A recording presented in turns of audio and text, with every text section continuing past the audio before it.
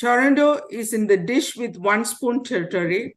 The dish with one spoon is a treaty between the Anishinaabe, Mississaugas, and Haudenosaunee that bound them to share the territory and protect their land.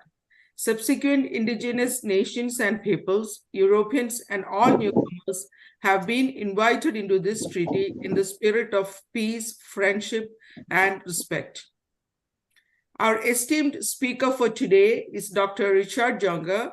Dr. Jonker will provide an overview of the multinational medical technology company Medtronic, a company that thinks differently to solve problems, make progress, and deliver meaningful innovations. Dr. Jonker completed his education in biomedical engineering at the Eindhoven University of Technology in the Netherlands.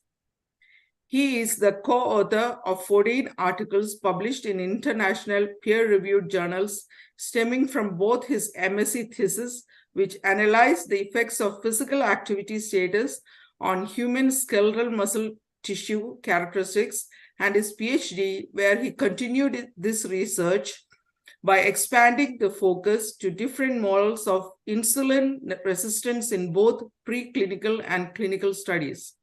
Upon completing his PhD, Dr. Jonker began working as a clinical research specialist for the Endovascular Therapies Division of Medtronic at Bakken Research Center in Netherlands. In 2013, he moved to Medtronic Canada, where he was the medical science advisor in the diabetes division and now holds a position as market access and reimbursement program manager.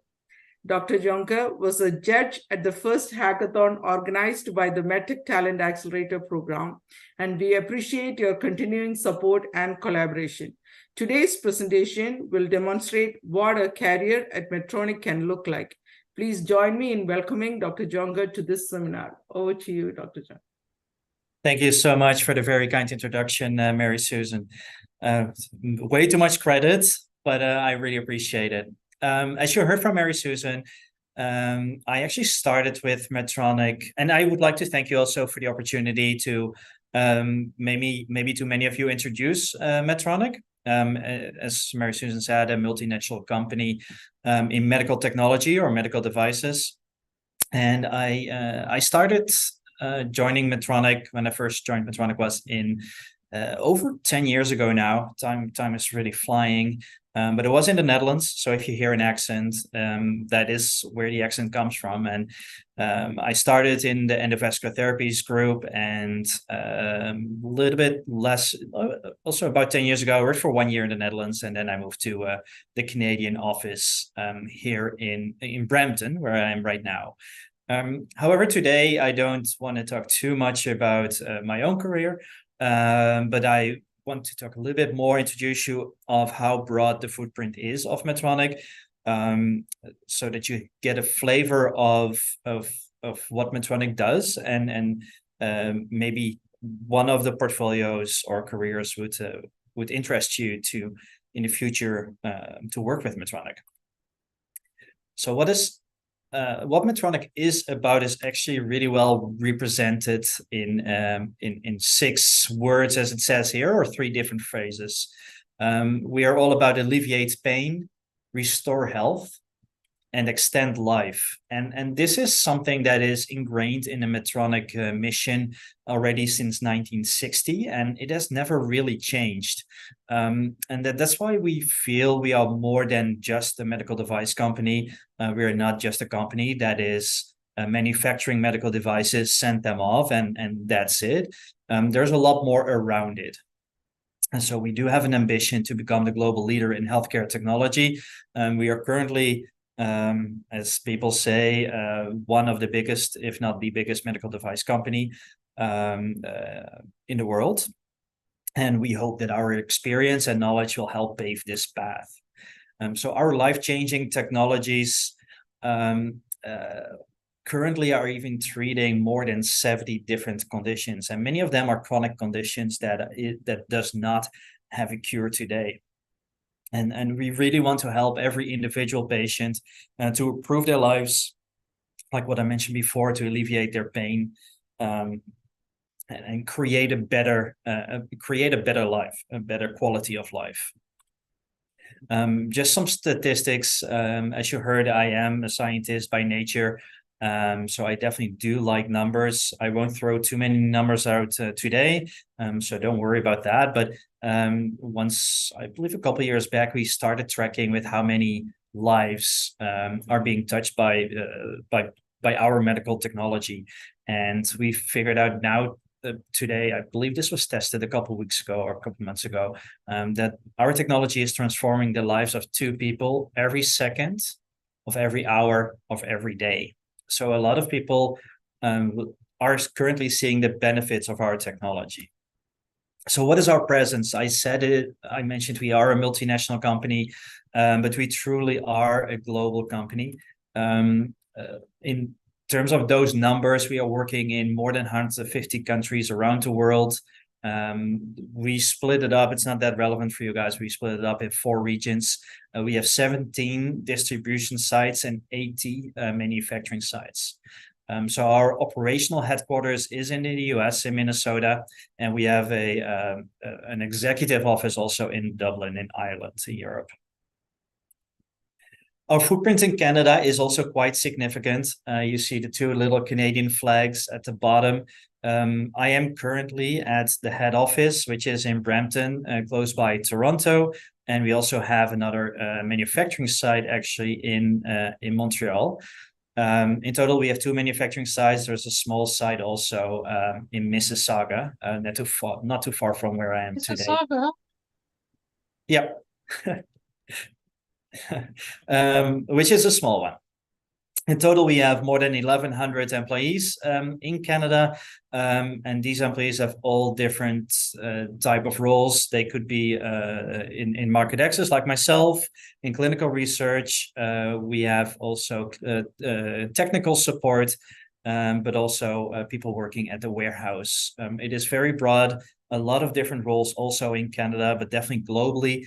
Many different roles, and I already alluded to 4 different regions, but we roughly also have 4 different portfolios, as we call them. So we have 4 different portfolios that have technologies and solutions offered across our different Canadian divisions. So the 4 different divisions are Cath Lab, OR and ICU, accelerating technologies, and diabetes. Myself, I'm mostly involved currently with the diabetes portfolio, but I do have experience also in the other portfolios. And the other portfolios, like the Cath Lab, think about really the cardiac division, the cardiac and arterial division, OR, ICU, a lot of patient monitoring, respiratory, surgical robotics. Definitely surgical robotics, a very exciting, innovative and advanced portfolio. And accelerating technologies. We do a lot of, I think, fun stuff in renal care and in GI, but also neuromodulation is a very fascinating portfolio as well. And to support all this, we also have a division called Integrated Health Solutions. This is a division that offers really customized services to the different hospitals, to the different clinics, with solutions to actually support surgery, patient flow, etc. For every clinic to be more efficient. So that is also a good example of that. We are not just a medical device company, but a company that tries to transform healthcare as a whole. In another couple more numbers for our impact in Canada. We are in Canada already for more than 50 years. We do run a good amount of clinical trials, currently more than 38, but I'm pretty sure that it has increased in the past couple of months as well. We actually have had a couple of inventions in Canada, such as OsteoCool, Reveal, and also Arctic Front, which is also an ablation technique. Specifically for Quebec, maybe a couple of numbers that would be of interest to you. So the manufacturing is in Pointe-Claire, where we also have R&D and training facilities. We have a lot of clinical trials in Quebec, and also a good number of employees are actually located in Quebec. And what I mentioned before, AF ablation products. are 95% of them come actually from Quebec, from the Pointe-Claire facility.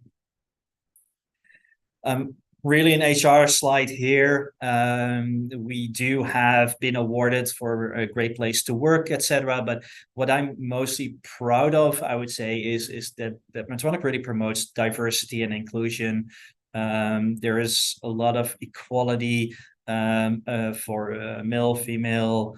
I don't see that many differences, but I know as a white male, I'm privileged, or I'm biased maybe to say that, but I do feel that the culture and the mission that I mentioned before, I felt that the same when I worked in the Netherlands and when I work here, or even when I go to the to head office in the US as well. Medtronic feels and breathes the same mission and the same purpose across the different facilities, independent of what country you're in. So a brief, let's say, tour around our different innovations that we have done over the years. This is very high level, so this is not even remotely close to all the inventions and the innovations that come from Medtronic, but it gives you a little bit of an overview and an idea of what Medtronic is all about.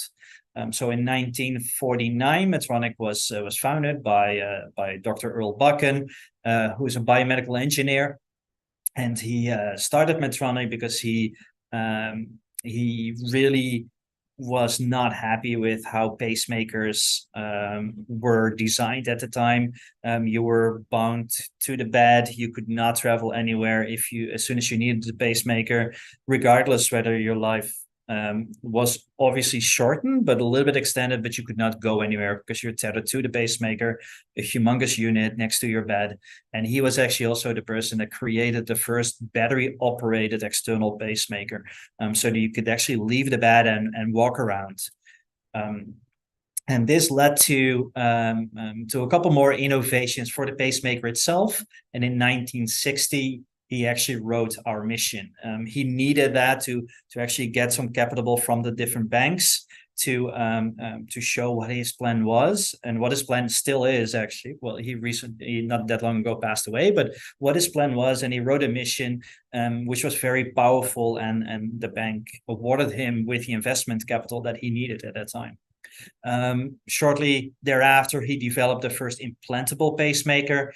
And if we fast forward a little bit more, in 1977, we introduced a prosthetic heart valve, which is still being innovated as we speak.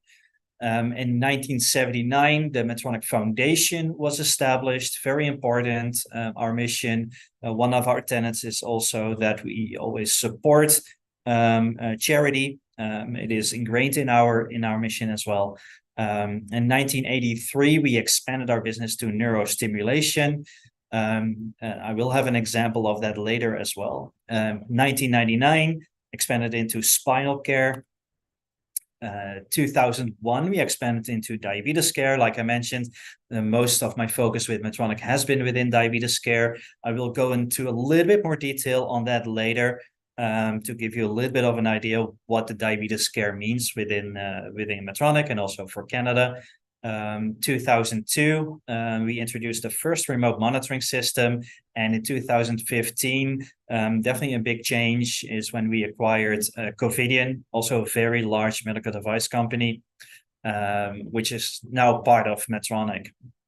Very exciting innovations from the last let's say decades are in 2016, the world's smallest pacemaker and the first hybrid closed loop system got launched actually in Canada as well.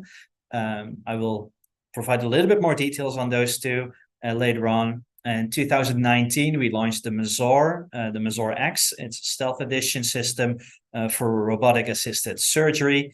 2020, probably a couple of years that we do not want to go back to. During COVID-19, we did share our portable ventilator design to become open source, that everyone could use it and could build new ventilators and actually use it to help people that were diagnosed with COVID-19 and had an issue with their lung capacity. Then in 2020, we expanded artificial intelligence and data science capabilities for both surgical and diabetes treatment, for smarter design of insulin pumps and smarter surgery. And this smarter surgery led to our Hugo robot, which is also a robotic assisted surgery system, which is now improved in Canada as well, and it can treat 3 different conditions. A big advantage of this smart system is that you will have consistent surgeries. You don't need as many operators as well, and the operators can stand a little bit farther away, and it's very strong at precision surgery. So what do we do with Medtronic, and how that helps drive what we want to do today? I already mentioned the 4 different categories that we have divvied up all our technologies within Medtronic, and we want to do that to unlock really complex operating systems, which is basically the human body. We want to touch every component of the human body by using tools like artificial intelligence, robot-assisted surgery, definitely data. Big data is a big part of this as well, and a lot of predictive modeling. And this will allow for a new era, really moving in towards a personalized medicine. So medical devices that can help every individual instead of just the biggest population based on statistics. I provided already a couple of examples of the technologies that we are, that is part of our portfolio, but there are many, many more. Just to pick out a few, I mentioned the bold categories here in bold, but let's say under cardiovascular diagnostics and services, we look at scope, syncope as well, cardiac arrhythmias. So they're all different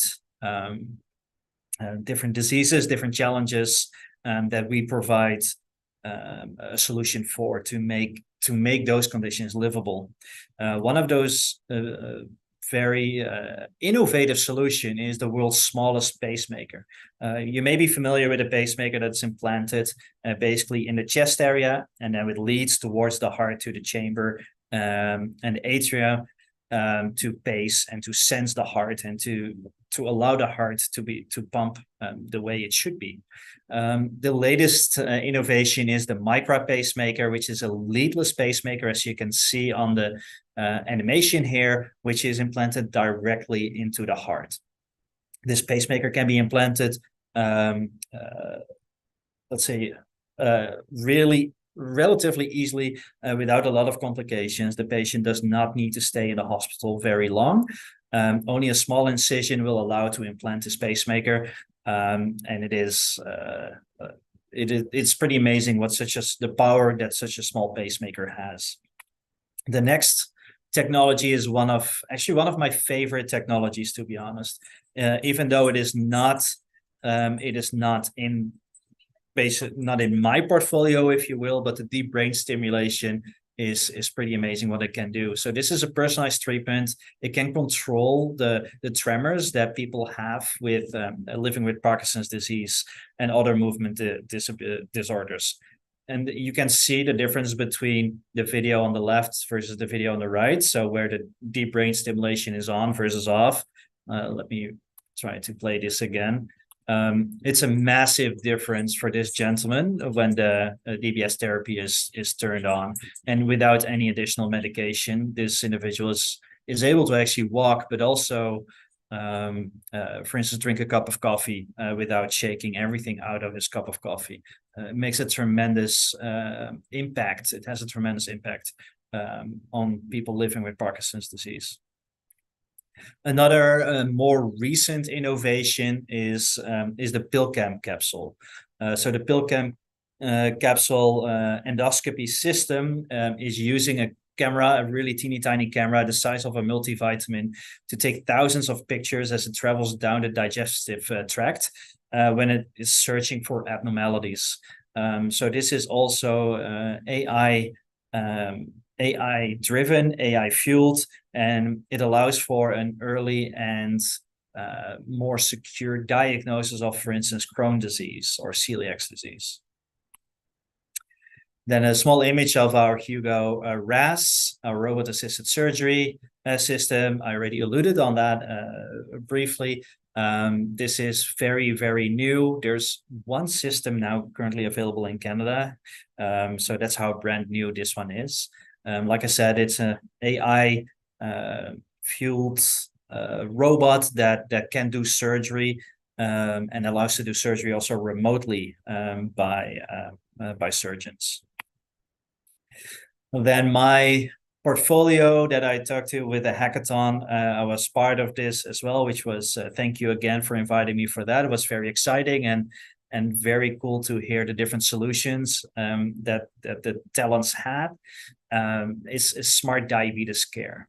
So within smart diabetes care, what we're looking at is to make life less burdensome to actually live with type 1 diabetes. I will go into a little bit more details later on, but what this basically is, it's a closed loop system to automatically deliver insulin based on sensor glucose sensing.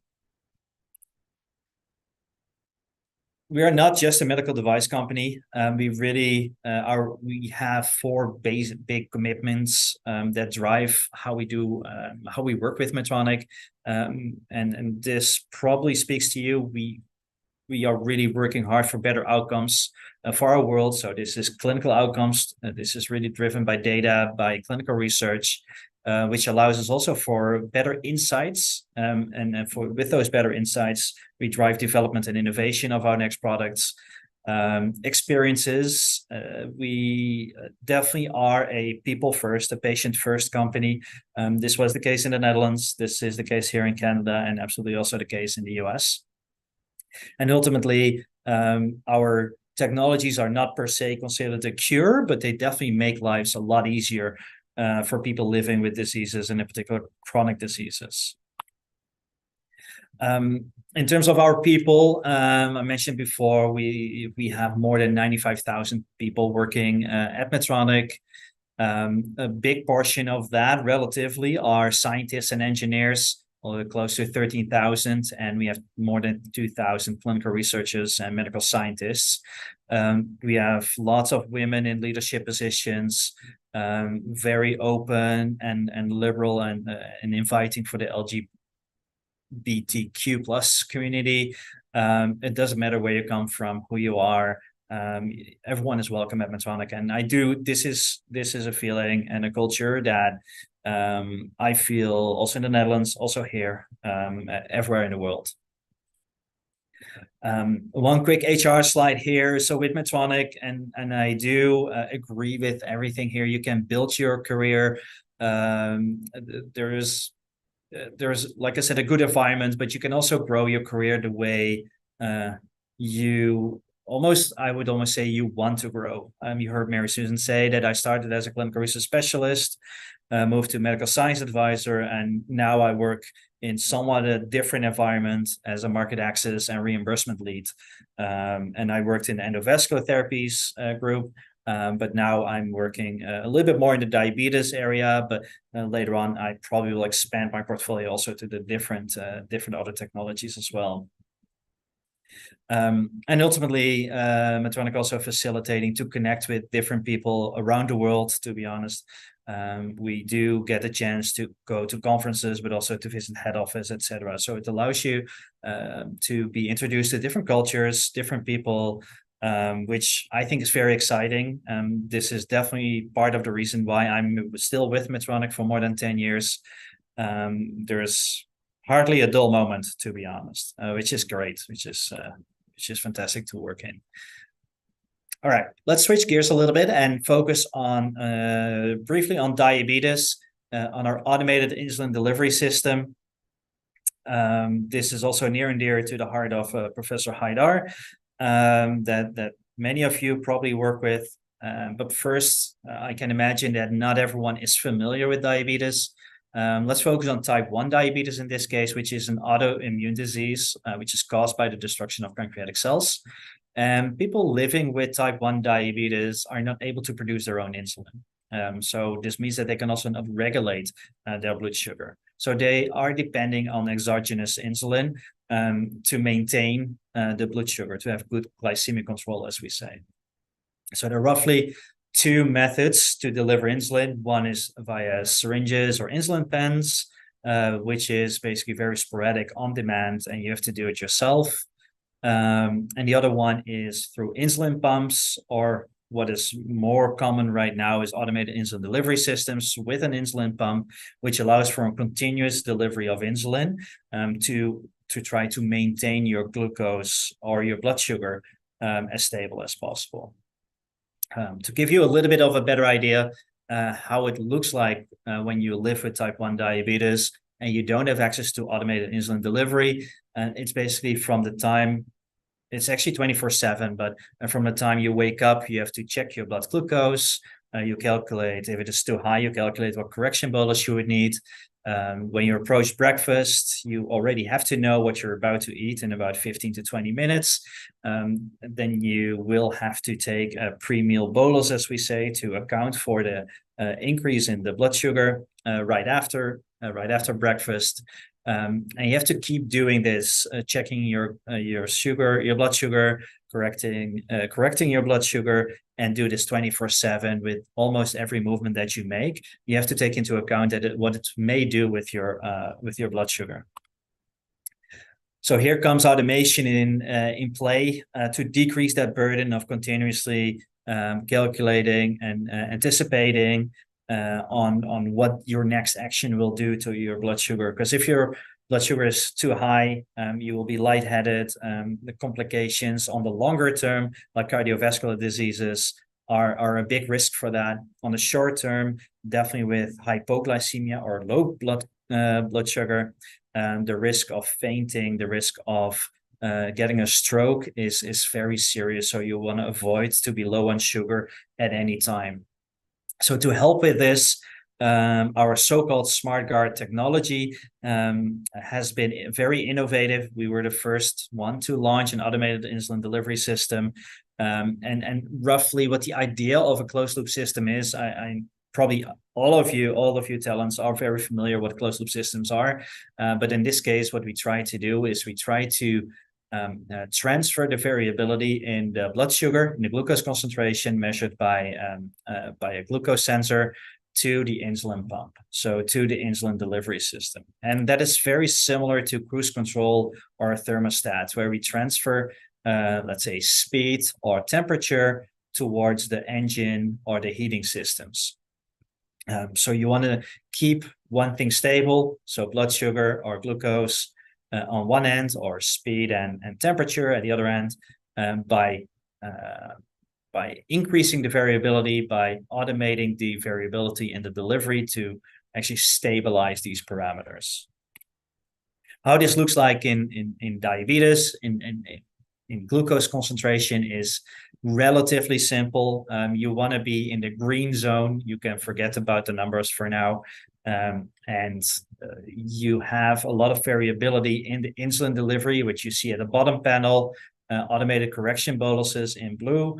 And as soon as the glucose concentration increases, you can see that the insulin delivery is ramping up as well. You can see that here one more time. And basically the other way around is the same. As soon as the glucose concentration is decreasing, also the insulin delivery is decreasing to make sure there is no hypoglycemia. So when you apply this principle to everything that someone living with type 1 diabetes has to do during the day, you can imagine that it can decrease the burden of living with diabetes by using a syringe, doing a correction, having a juice, etc. Can decrease it very significantly to only a couple of times that you have to double check if your automated insulin delivery system is doing the thing that it is supposed to do. Unfortunately, it is not completely automated yet. The insulins are not fast enough. The systems are not fast enough to immediately correct everything that you would have, let's say, with a big, heavy breakfast, or a very nice big meals like we can have in Montreal. So there, a little bit of assistance is absolutely still required. With Medtronic, we do not only have the closed loop system for people living with diabetes. We have a couple more devices that can help living with diabetes, which is the iPort and also a standalone CGM system for monitoring. which is very helpful, definitely also when you live with type 2 diabetes. I won't go too much into detail with type 2 today, but what I do want to highlight is that we are not just providing this automated insulin delivery system. To actually launch a system like this, a lot of different roles are very, very important before it actually reaches, let's say, the patient or the market. Everything starts with clinical evidence, doing the research that shows that a system like this is safe, that a system like this is efficient in actually treating, let's say, managing diabetes in this case. So many different studies from bench testing, from animal studies, animal testing studies, to early feasibility studies, pivotal studies, and also larger registries are studies that we are doing at Medtronic. We do them both in-house, and we also collaborate with the brilliant researchers in the world. We have an external research program where we collaborate with the different researchers, and we actually also facilitate or support research outside of Medtronic to improve and increase the amount of clinical evidence to support the newer technology. So that's a very big component. You can see here from my marketing colleagues, marketing campaigns, part of that as well. But I would like to highlight here as well our education programs. We don't just drop the system, the devices in the hands of a patient or a healthcare professional. We actually help them in using the system. We have getting started guides. We do webinars. We have clinical specialists that one-on-one with every person living with diabetes, with every healthcare professional, will help them how to use the system. This can be very hands-on. It can also be from a medical science advisor perspective to guide them through what is the clinical evidence actually generated and how does it look like in the broader space of the clinical evidence.